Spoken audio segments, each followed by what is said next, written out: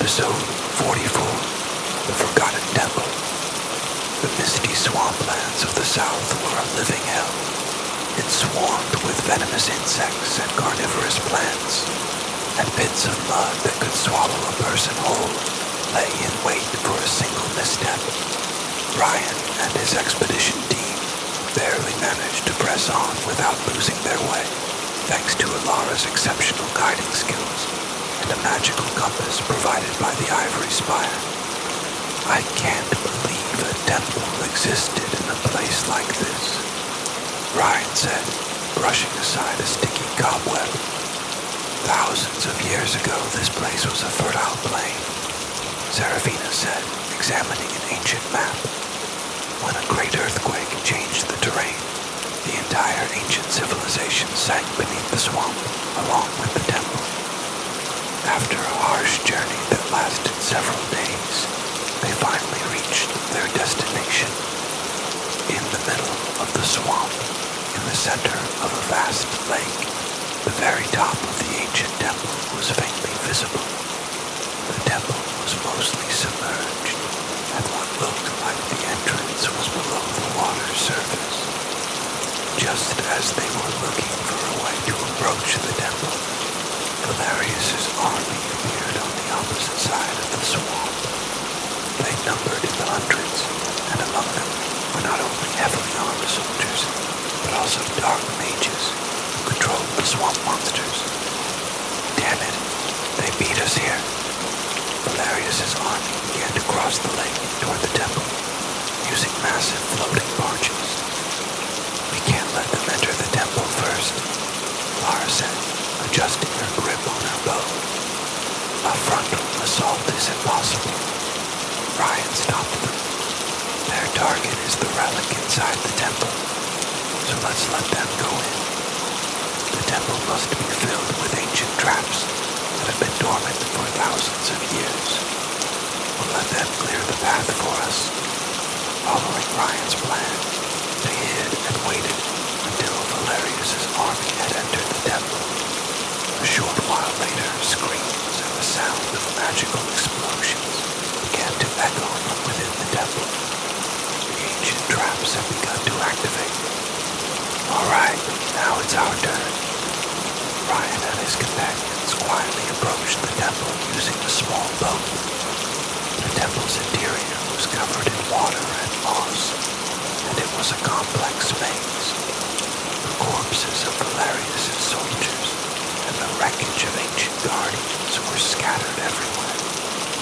They followed the trail left by Valerius's army, heading for the deepest part of the temple. Finally, they reached a massive stone chamber.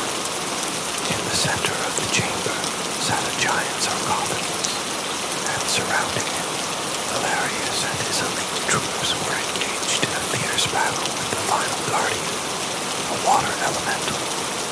The water elemental attacked the intruders with massive waves and watery tentacles, but it was hopelessly outnumbered. Now, for the sarcophagus while they're fighting. Ryan and his companions moved like shadows, using the chaos of the battle to approach the sarcophagus. The lid of the sarcophagus was sealed with a complex puzzle lock. This is an ancient elven astronomical puzzle, Serafina said. It only opens if you align the constellations in the correct sequence. While she worked on the puzzle, Rian and Alara covered her, but Valerius spotted them. You pests! You dare stand in my way again. Valerius left the elemental to his men, charged directly at Ryan. In his hand, he held an orb pulsating with dark energy. This will be your grave. Valerius raised the orb.